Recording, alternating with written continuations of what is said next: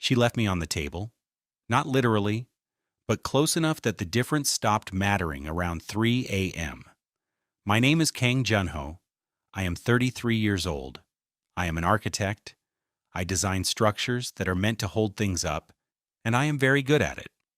I was also, until approximately 6 hours ago, the husband of Dr. Seo Yerin, top cardiothoracic surgeon at Sungwon General, rising star of the department, and the most quietly devastating person I have ever known.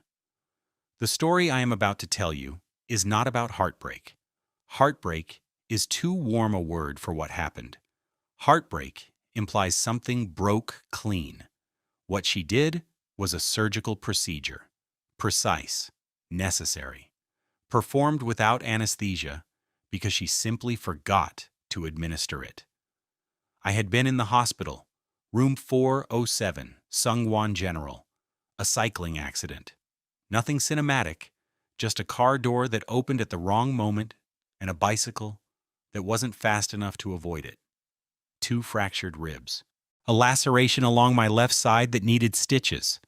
Moderate blood loss. The attending physician said I was lucky. I had called her from the ambulance. She answered on the 3rd ring. Junho. Her voice was already moving. I could hear the shift of fabric, the sound of a door. I'm in an ambulance, I said. Sungwon General. A pause. 1 beat. 2. Then, which entrance? I told her. I heard her say something muffled, away from the phone. Something that sounded like I have to go. I thought she was telling someone she was leaving to come to me. She did not come. Room 407 was a reasonable room. A window facing north, a television mounted too high, a IV drip that ticked like a patient clock, measuring out the hours I waited. I am, by nature, a patient person. Architects have to be. You spend months designing something, and then more months watching it not exist yet, and you learn to live inside the interval between intention and reality. I waited 3 hours before I called again. She answered on the 1st ring this time. Junho. How are you? Are you stable? The attending said. You called the attending, I said. A pause. 3 seconds. In my experience, Yerin's pauses were architectural. They bore specific amounts of weight. I wanted to make sure you were being taken care of, she said. Where are you? Another pause. Different load-bearing capacity. I'm still at the hospital. This hospital. Yes. She was in the building. Somewhere in the same building, she had decided not to come to room 407. I want to be precise about what I felt in that moment. Not rage, not devastation. Something smaller and colder.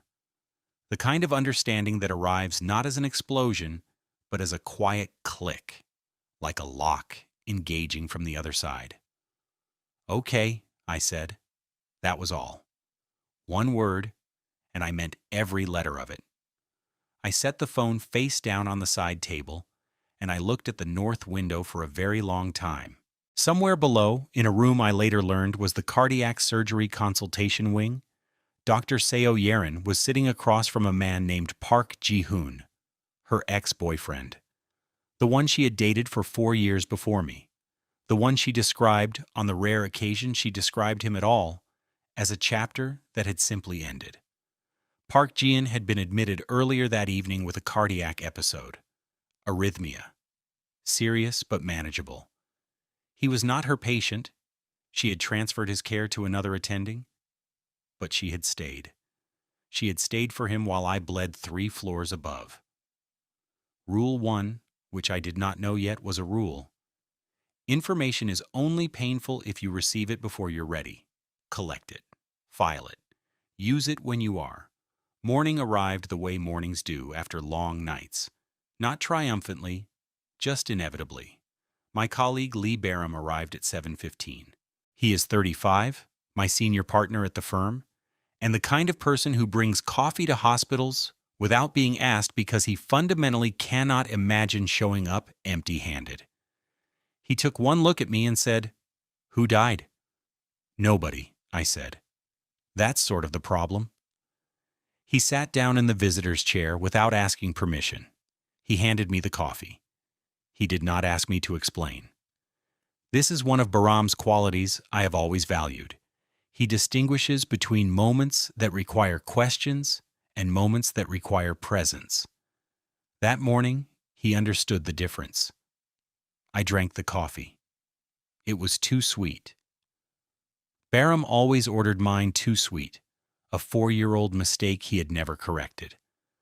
I had never told him I didn't like it that way because it never mattered enough to mention. Funny, the things you overlook. She was in the building, I said finally. Not explaining, just stating. Bahram's jaw tightened once, briefly. He nodded. Park Ji-hoon was admitted last night, I continued. Cardiac? She stayed with him? He didn't say anything for a long moment, then, what are you going to do? And here is the thing. The answer arrived without deliberation. I had been awake all night, and I had done nothing but think, and by the time Bahram asked the question, the answer was already filed, folded, and ready. I'm going to get discharged, I said. Go home, find the documents, sign them. A pause. Divorce documents?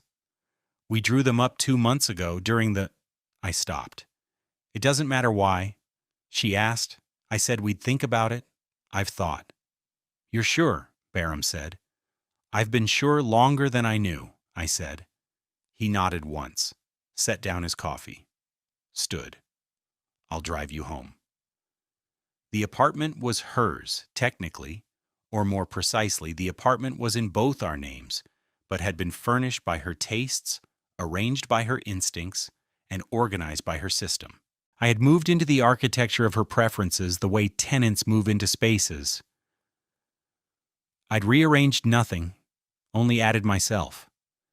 Standing in it now, I noticed things I hadn't before.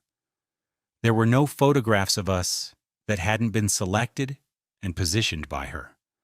There were none of my design sketches on the walls, though I had offered twice. There was a key rack by the door with 4 hooks, 2 keys, hers and mine, but only her car keys occupied the space beside them. Small things. Geological, almost. The kind of evidence that only reveals a pattern when you've finally decided to look. I found the documents in the home office. Her home office, really. My drafting table occupied a corner, but the desk, the filing cabinet, the institutional order of it all was hers. The documents were in the 3rd drawer, manila folder, labeled in her precise handwriting, administrative, marriage, administrative. Rule 2. When someone has already organized your ending, have the grace to execute it well. I took the folder to the kitchen table. I made coffee, proper coffee my way, which meant slightly bitter French press, 2 minutes longer than the instructions suggested. I sat down. I read every page. The terms were clean. Fair, even. Fairer than the law required of her. Yeren had been thorough. She had given me half the apartment's equity, despite her having paid the larger portion of the down payment. She had listed no claims against my business accounts. She had been, in the way that mattered least, generous. I stared at her signature on page 7 for a long time. She had already signed. Weeks ago, probably. The document had been waiting for only my hand. I signed. My handwriting is less impressive than hers. Architects are trained to letter clearly and consistently, but my actual signature has always looked like a man in the middle of deciding something, which I suppose it was. I set the pen down, drank my coffee. It was 8:47 in the morning. I had been married to Dr. Seo Yeren for 3 years and 2 months. I had ended it over French press coffee at a kitchen table that had always been slightly too formal for anything this human. Outside, the city was doing what cities do.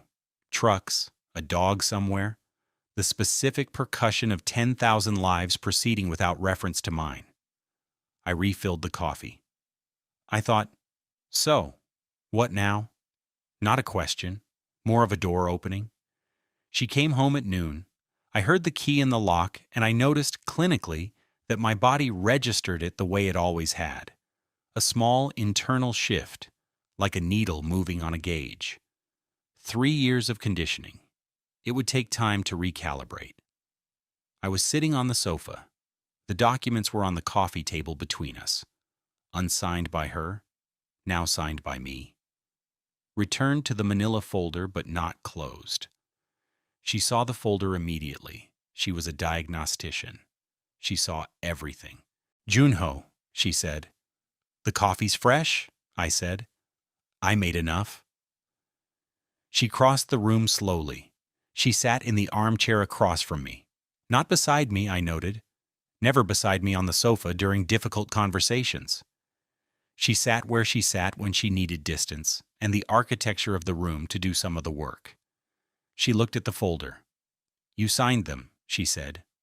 I did. "I was going to explain," she said. "You don't have to," I said.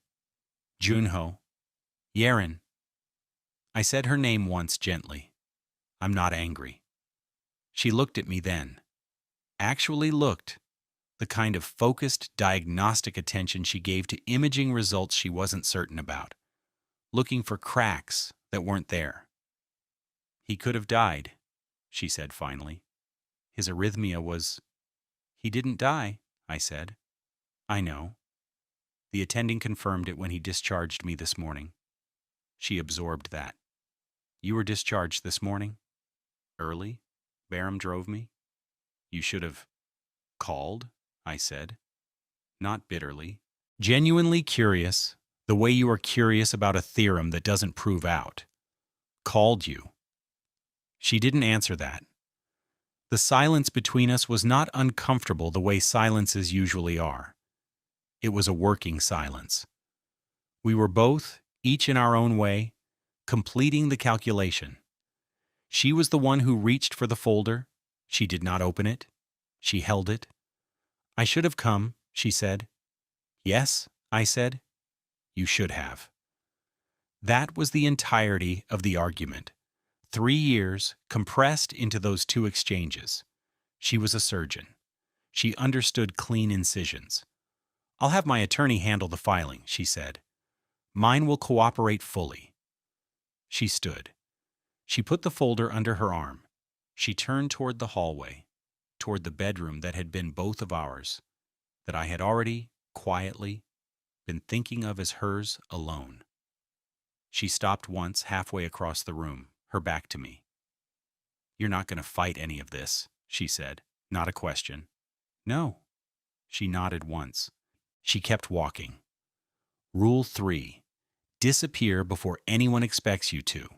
Your absence tells a more interesting story than your presence ever could. I went back to work on Wednesday, 3 days after the signing. The ribs were sore. The doctor had said 4 to 6 weeks, and I had mentally filed this under inconvenient and moved on. The firm was in the middle of a municipal project. A public library in Mapo, one of those city commissions that comes around every decade and becomes either the thing a career is remembered for or the thing it quietly recovers from. I had been lead architect for 11 months. I was not letting fractured ribs change that. My assistant, Osu Jin, was 26, relentlessly efficient, and constitutionally incapable of not noticing things. She had noticed the change in my marital status before I had announced anything, which I hadn't and wasn't planning to, by the simple absence of my wife's name in my calendar. She placed a coffee on my table at 9:17 without being asked. Black, no sugar. "The structural report is on your screen," she said. "The Mapo contractor wants to move the Thursday meeting to Friday." "Tuesday," I said. "I'll tell them Tuesday." She left without asking how I was. She understood that I did not need her to ask how I was. This was one of her better qualities, and I had, over 3 years, quietly depended on it. The day proceeded. I reviewed structural drawings. I argued productively with the contractor's engineer over load-bearing calculations. I ate lunch at my desk. I did not think about Yeren for approximately 6.5 hours, which I considered a reasonable result for day 3. At 4:30, Bahram knocked on my office door. He entered without waiting, which was his right as senior partner and his nature as a person who did not believe in the performative waiting the knock implied. He sat in the chair across my desk and looked at me the way you look at an equation you're not sure has resolved correctly. "People are going to notice," he said. "People notice everything," I said. "Most of it incorrectly." "You and Yeren share a circle," he said. "Sungwon's attending staff, their spouses, the Hanum dinner crowd." "I know. She's going to set the narrative before you do?" I looked at him. "What narrative would you suggest I set, Bahram?" He thought about it. "A better one." "Agreed," I said. "Now show me the structural variance on the east wall before I have to look at it alone." The thing about shared social circles is they are not, in fact, shared. They are territories with marked and unmarked borders. And the person who moves first after a separation effectively redraws the map. I had been aware of the Sungwon Hospital social orbit for 3 years. As Yeren's husband, I had attended its dinners, its charity galas, its informal gatherings in Hanum restaurants that charged the GDP of a small nation for a tasting menu. I had been pleasant.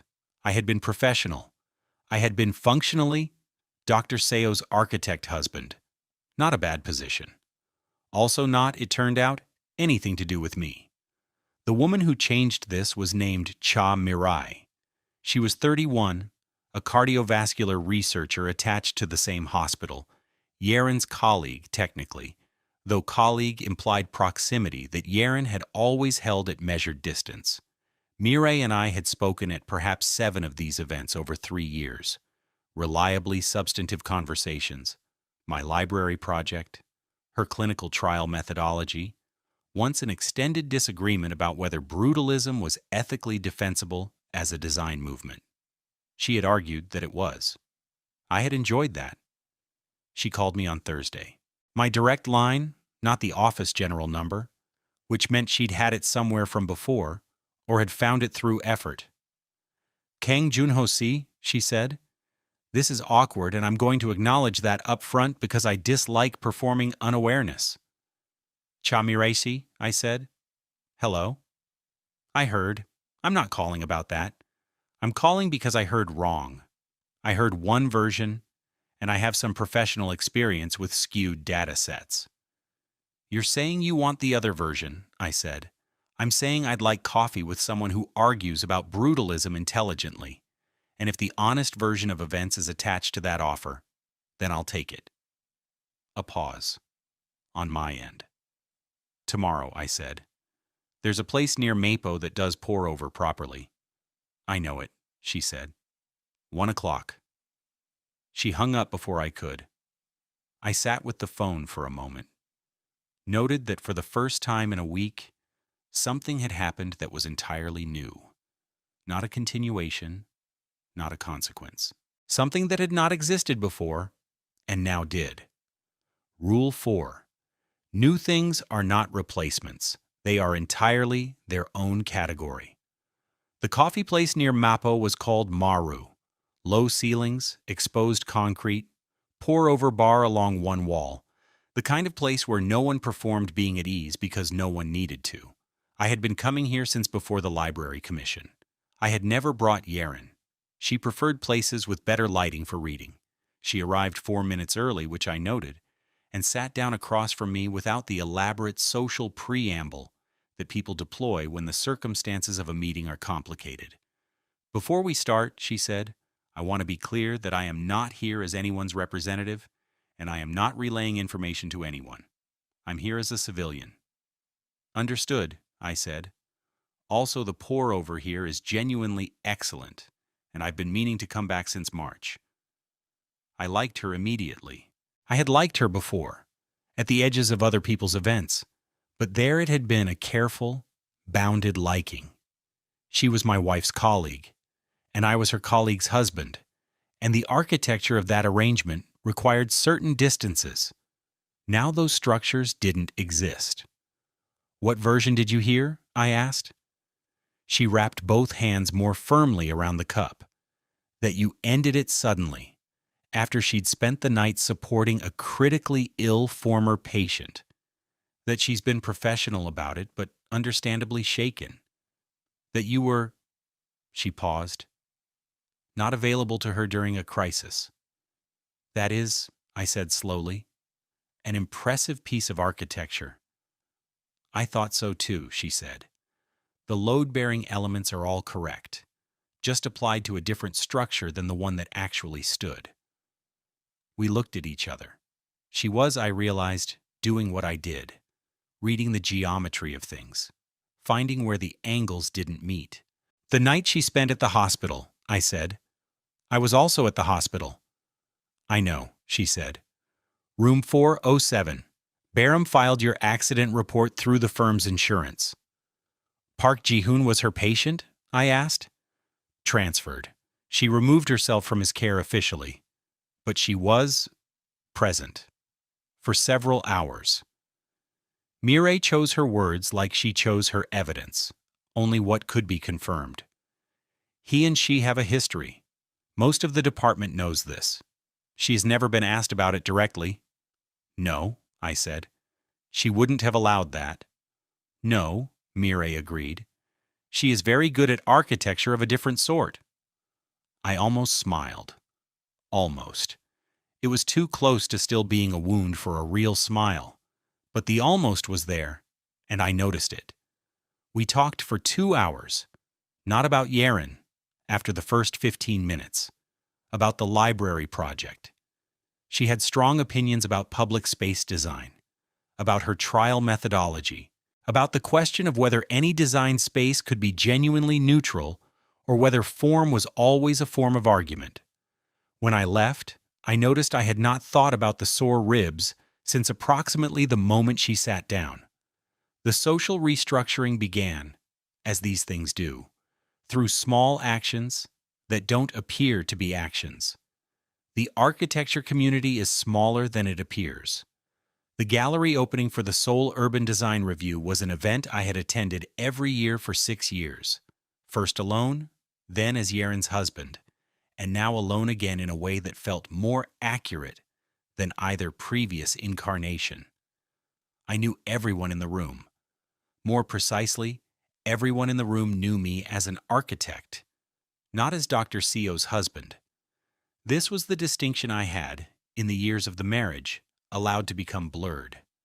I had shown up to Yeren's world wearing the costume of her husband and arrived at my own world still wearing it. The architecture community had received the costume politely and looked for me behind it, and I had not always been fully present to be found. That evening, I was present. At 9 o'clock, across the gallery space, I saw someone I had not expected. Dr. Park Ji-hoon was at the opening, not a guest of the architecture community.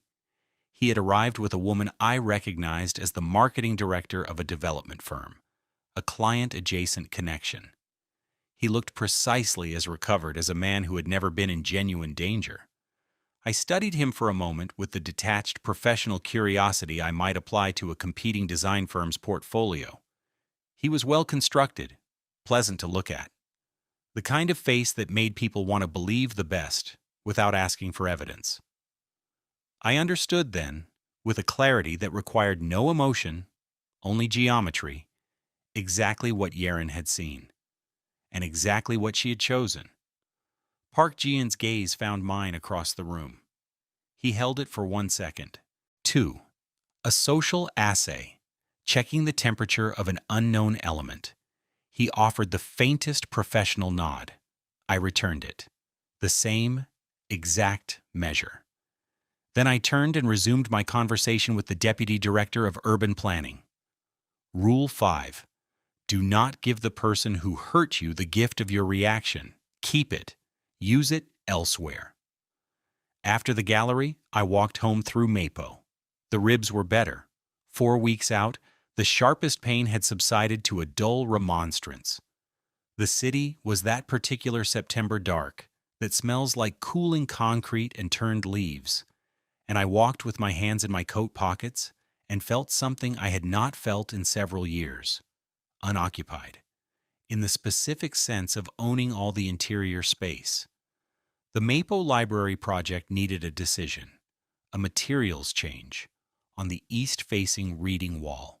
The original specification called for glass curtain paneling, which was beautiful but had proven, in the simulation data, to create afternoon glare conditions incompatible with the stated purpose of the space.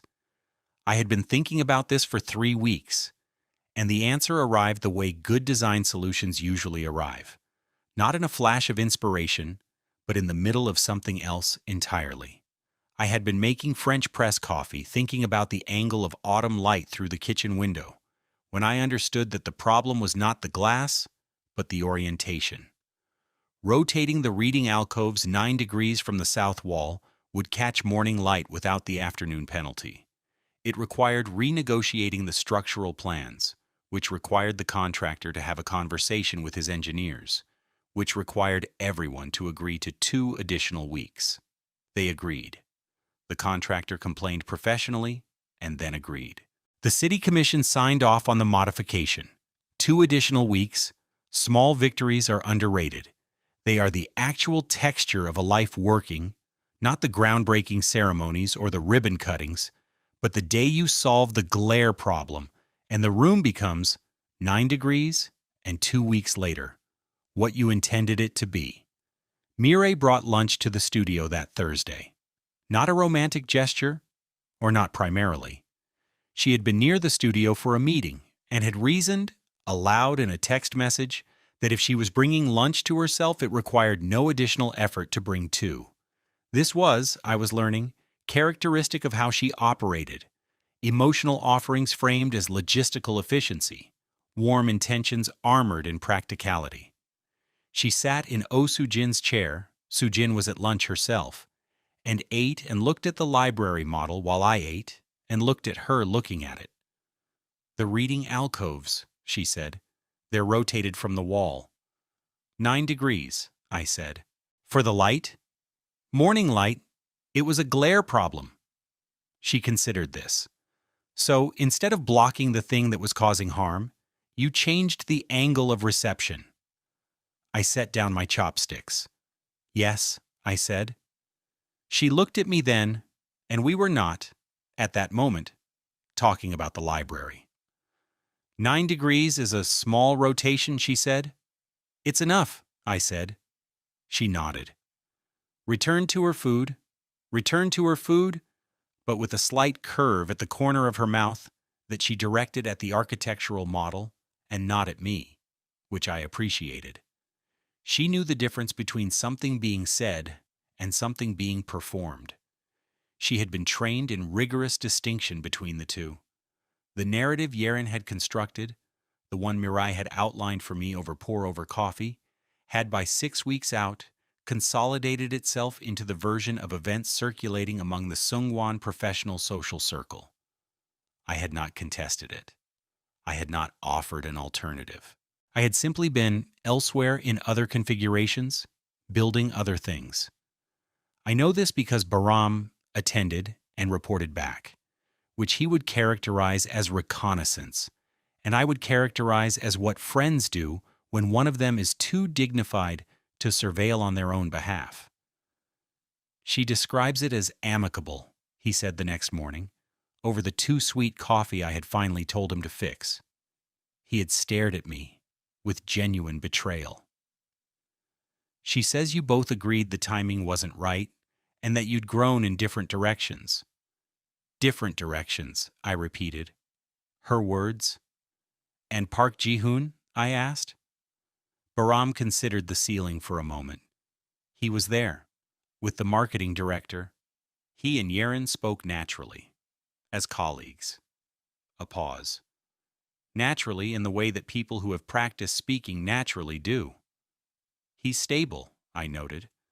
The cardiac episode was manageable from the start. Arrhythmia that responds to medication. He was admitted and discharged inside 48 hours. Bahram looked at me. "You knew that." I had the attending physician's summary. His assistant sent it. Courtesy copy, since I was admitted the same night, same floor. And you've said nothing. To whom? I said. The people who believe the current version are going to continue believing it. That is their right, and I don't need them. The people who matter already understand the geometry. Bahram turned his coffee cup in his hands.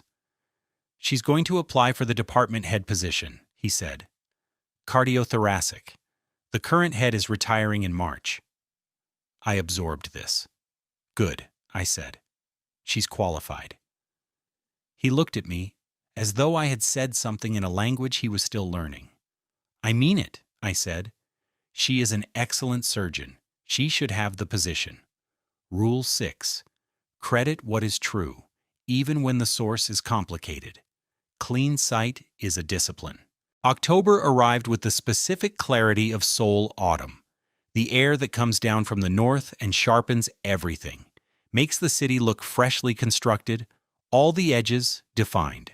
The library was in its final review phase. The reading room rotation had been approved. The east wall was being surfaced this week. I had walked the site every Tuesday for 11 months, and I had learned to read the building the way you learn to read any complex text. Slowly at first, then fluently, then in the way where you stop reading and simply understand.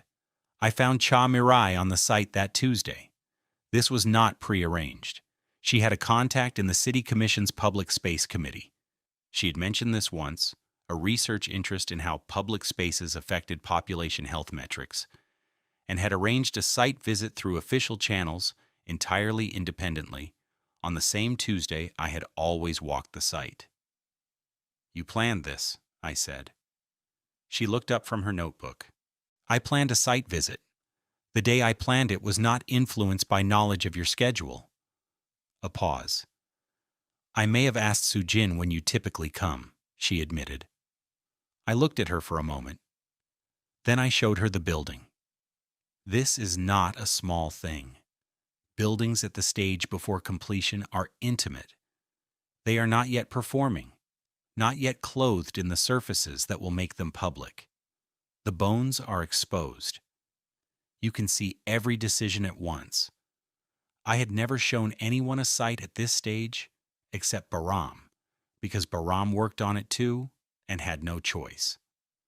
We walked through the entire space. She asked questions the way a researcher asks, not to perform interest, but because she had actual hypotheses she was testing. How did I know the rotation would work? What had I expected to lose by changing the structural plan late? Did I think most people would understand why the alcoves were angled, or would they just feel it without knowing why? Feel it, I said. Most people will just feel it. Is that enough? She asked. It's more than enough, I said. Feeling something real is harder than understanding something intellectual. I want the room to be felt. She lowered her head and looked at me. It will be felt, she said. Quiet. Certain. We stood in the light for a moment that neither of us rushed. November brought the official filing confirmation. The divorce was registered. Kang Junho and Seo Yerin were, in all legal and administrative senses, separate entities.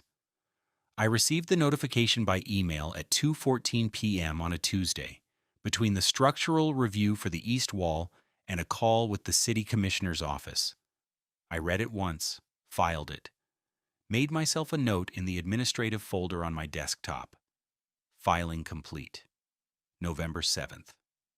Then I took the call with the Commissioner's office, which ran long and productive, and I did not permit myself to return to the notification until the day's work was finished. At 6:30, I sat at my desk alone. The studio had emptied. I opened the email again. 3 years and 2 months. I tried to conduct a kind of honest accounting, not grief inventory and not self-recrimination, something more structural. What had this building been, and what remained of its materials? What remained? I was better at scheduling than I had been.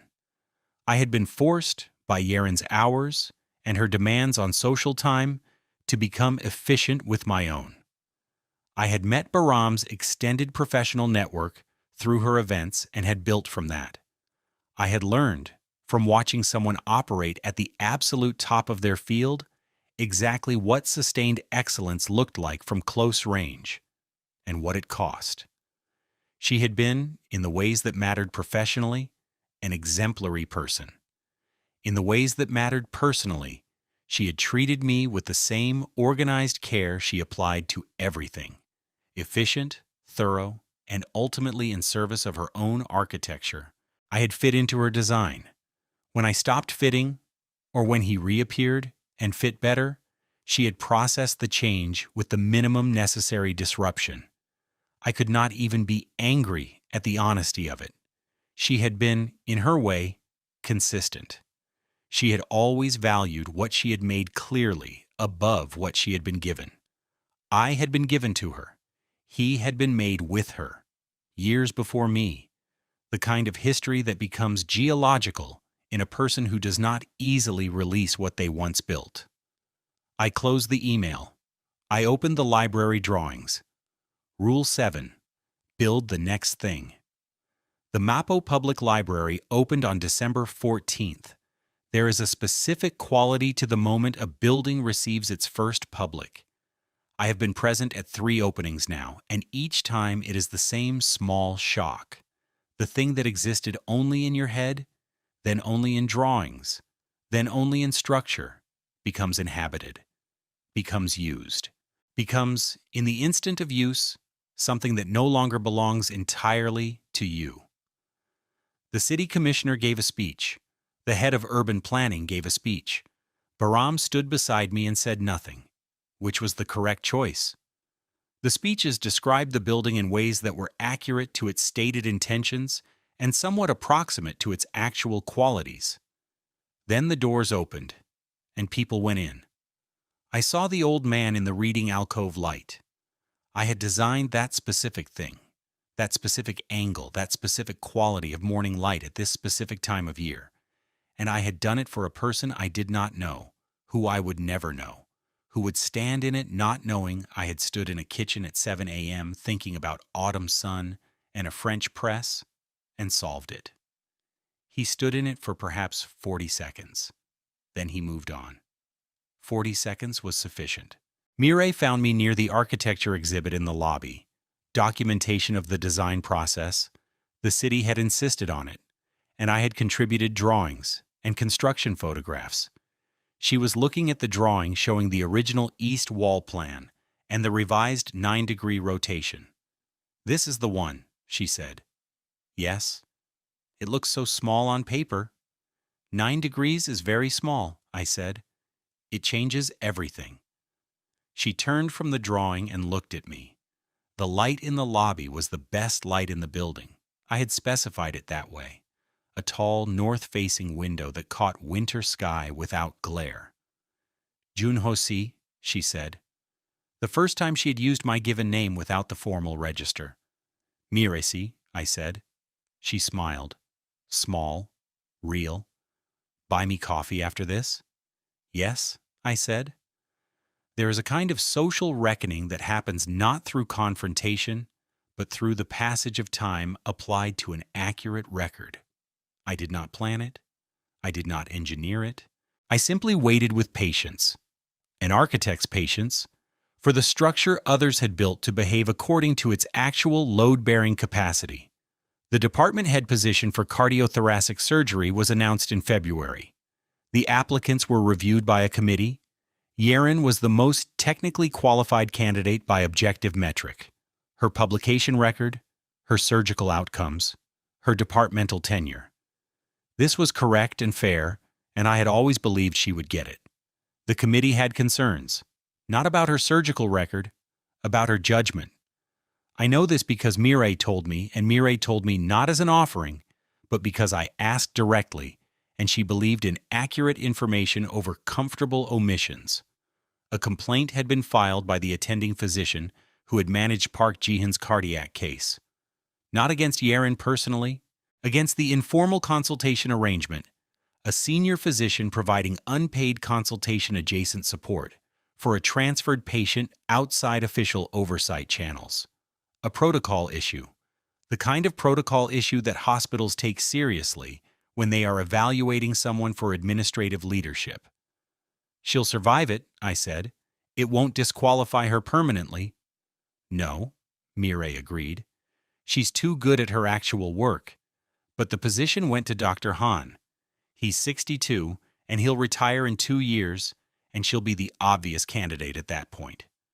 2 years is significant, I said. Yes. I sat with that for a moment.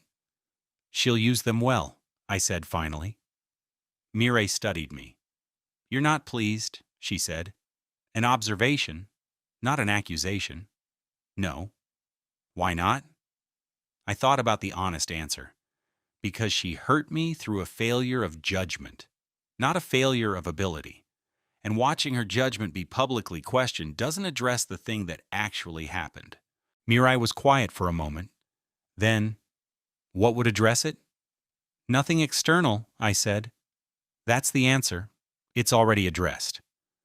She reached across the table and put one hand over mine for a moment. Not dramatically. A brief, factual warmth. The kind that says, I see what you just did, and it is the right thing. Then she picked up her coffee and returned to arguing about whether Zaha Hadid's organic forms constituted a meaningful rupture with or a sophisticated continuation of the brutalist tradition. She thought rupture. I thought continuation. We argued for an hour and both refused to concede, which was, I was learning, the specific texture of how we were together. And I found it, without reservation, the most comfortable I had been in years. In March, a new commission came in. A private client, tech sector, significant resources, the kind of brief that arrives not through the public tender system but through referral, which means someone you've worked with before told someone else your name, which means reputation has traveled further than you personally went. The brief was for a mixed-use residential and research facility in Seongsu. The client wanted integrated design, architecture that specifically supported the health and focus of its residents, referencing recent research on environmental cognition and spatial well-being. I read that line twice. Then I called Mireille. I need a research consultant, I said when she answered. Good morning, she said. Good morning. I need a research consultant on spatial well-being. For a commission. A pause. This is a professional inquiry. Yes? Paid? Obviously. I want to be on the structural decisions too, she said. That's not how architecture firms work. I'll convince you otherwise, she said. Send me the brief. She did convince me. Not all the structural decisions, but she was present for all the environmental design specifications, and the conversations we had while developing the brief were the most genuinely productive I had experienced on a commission, because she approached every question as a researcher. What does the evidence say? And what do we know we don't know yet? Rule 8. Find the person who tells you what you don't know. Keep them close. The commission was signed in April. The Seongsu project would take 2 years.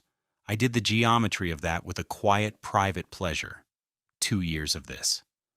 One morning in April, very early, I was at the studio alone. The commission drawings were spread across 3 tables. I made coffee, the French press 2 minutes over, and stood at the window with the cup and looked at the city coming awake. I thought about the night in the ambulance, the phone unanswered, the room 407 with its north-facing window. I thought about the kitchen table at 8:47 in the morning. I thought about the filing cabinet labeled administrative, marriage. I thought about the gallery and Barham's too sweet coffee and the 40 seconds an old man stood in the reading alcove light. I thought about 9 degrees, small rotations. Enough. The last time I saw Yeren was not dramatic. It was a Thursday afternoon in May at the Han River Park near Dongjak Bridge. I had been there for no significant reason. I sometimes walked there to think about horizontal distances, the way the river manages to be both there and not there, always moving, always the same. She was coming from the opposite direction. This is how things end in real life, without staging. She was in civilian clothes, a white linen shirt and dark slacks, hair down. She looked, I noticed with the honesty the situation required, exactly as she always had. Measured, precise, beautiful in the architectural sense. A face composed of intentional lines. She saw me at approximately the same moment I saw her. The path was wide enough that neither of us had to acknowledge the other. We both knew this simultaneously. She didn't take the wider path. Neither did I. We met in the middle of the path at a normal walking pace and stopped. The river continued past us doing what rivers do. Junho-shi, she said. Yeren-si, I said. The title shift. We had stopped using each other's names without honorifics somewhere in the second year. Now it was back. Clean, precise. You look well, she said. You too, I said. And I meant it. She did. A pause. The river made its sound. That low, constant presence. The specific music of moving water that doesn't need acknowledgement to continue. The library, she said. I visited. Last month. What did you think? She considered for a moment. The reading alcoves. The light in them. Yes, I said. I stood in one longer than I planned to, she said. I nodded once. We stood for another moment in the ordinary way of two people who once shared architecture and now share only the recognition of what was built and what it cost. Take care of yourself, she said. You too, I said. She walked past me, south toward the bridge. I continued north. The river ran between us, parallel to both paths, carrying everything in one direction. I did not look back. Not because it was dramatic not to, simply because there was nothing there that I needed to see. The Seongsu project broke ground in August. There is a photograph from that day. Bahram took it without announcing he was going to, which is the only way to take photographs worth keeping. It is of me and Mirai standing in the cleared site, both in hard hats that do not fit either of us well, looking at the empty ground. She is saying something. My head is tilted toward her. I am listening with my whole body. I have this photograph on my desk. It is the only photograph on my desk. Rule 9. The last rule for now. The things you build from the right materials, for the right reasons, with the right person beside you arguing about every specification. Those are the ones that hold. In September, a year to the month from the ambulance, I moved. Not far. Still in Meipo. Still near the library I had built. A different apartment, smaller, higher floor, chosen entirely by my own tastes. There are drafting sketches on the walls. The coffee maker is a French press. The furniture is angular because I like angular furniture. The key rack by the door has 3 hooks, 2 keys, mine, and one I had cut and given to Mirai without ceremony, which she had taken and clipped to her existing keychain without ceremony. And we had agreed, not aloud, but in the agreement that happens between 2 people who communicate mostly in precision, that this was sufficient. The central question, the one I started with, the one I carried through all of this, was never why she did it. I understood why she did it. She was a person who had an earlier structure she had never fully demolished, and when it appeared again, she returned to it without first doing the work the return required. The central question was, what do you build after? The answer, it turns out, is the same answer it always is for anyone who builds for a living. You study the failure. You revise the plans. You rotate 9 degrees from the thing that was causing harm. You find the person who will argue with you honestly about every specification, and then you break ground. And then you break ground. The rules. Rule 1. Information is only painful if you receive it before you're ready. Collect it, file it, use it when you are. Rule 2. When someone has already organized your ending, have the grace to execute it well. Rule 3. Disappear before anyone expects you to. Your absence tells a more interesting story than your presence ever could. Rule 4. New things are not replacements. They are entirely their own category. Rule 5. Do not give the person who hurt you the gift of your reaction. Keep it. Use it elsewhere. Rule 6. Credit what is true even when the source is complicated. Clean sight is a discipline. Rule 7. Build the next thing. Rule 8. Find the person who tells you what you don't know. Keep them close. Rule 9. The things you build from the right materials, for the right reasons, with the right person beside you arguing about every specification. Those are the ones that hold.